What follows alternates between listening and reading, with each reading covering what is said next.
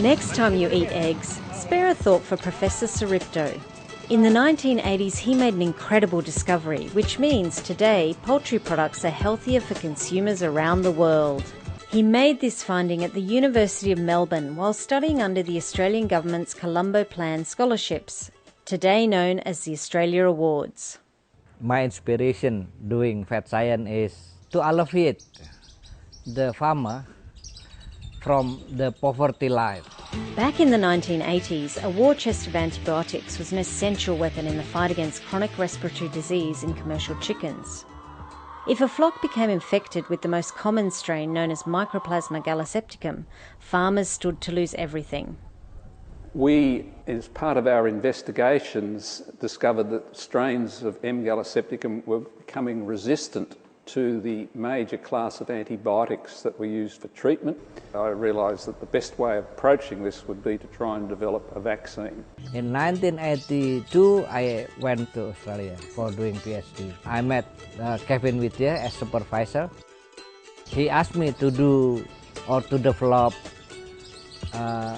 live attenuated vaccine of Mycoplasma gallisepticum.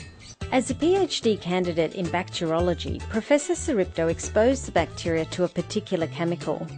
He discovered a way to grow a vaccine at the lower temperatures of a chicken's trachea. This allowed the bird to create antibodies without getting infected. Today, the vaccine is known as TS11.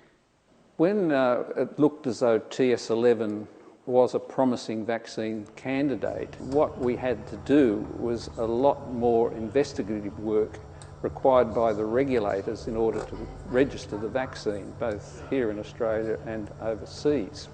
We decided to reorganise ourselves and form an institutional centre within the University of Melbourne. And because of this, we created the institute called the Asia Pacific Centre for Animal Health, or APCAR. Professor Suripto's discovery also launched a new company. In 1989, scientific entrepreneurs started Bioproperties with the sole purpose of working with APCAR to commercialise the new vaccine on a global scale. Today, over 100 million doses of the vaccine are used worldwide every year. Here at Kinross Farm, we run a large commercial egg business. We farm approximately 770,000 layers across about 11 sites in Victoria. The farm was established by my parents in 1965. My understanding from my parents and older veterinarians is that pre the early 90s that the industry was a heavy user of antibiotics. The adoption of the MG vaccine by the egg industry has been universal. It would be well over 95% of all birds placed today would be covered by the MG vaccine. So in this marketplace we can't be without the MG vaccine. They used to bring antibiotics in by the boatload, containers, to control this infection, and now it doesn't happen. The reduction in use of antibiotics by the poultry industry has public health implications, and that's, I think, been one of the major benefits of the development of these vaccines. Professor Suripto has also achieved his dream of helping farmers in developing countries. The vaccine reduces their losses, securing livelihoods and jobs. In Indonesia, most of the breeding farm now using TS11. The using antibiotic also become less and less. I feel happy that I can contribute my knowledge for the world.